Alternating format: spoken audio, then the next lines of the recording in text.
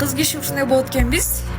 Кайсыл эркек көбүрөөк көңүл бөлүп койсо, мына ошол эркекке көнүп баштайт экенбиз. Муну билген эркектер көндүрүп, үмүттөндүрүп алып, ара жолдо таштап кетишет. Бирөөсү сабак болуп келет, бирөөсү себеп болуп келет дегендей. Же биз акылыбызга кирбейбиз. Ушул нерсени билген соң же болбосо кичине акылдуу эркектер аяп койбойт. Таң калам ушул нерсе эмне кылса болот деги. Билгендер болсо жазып койгулачы комментарийге.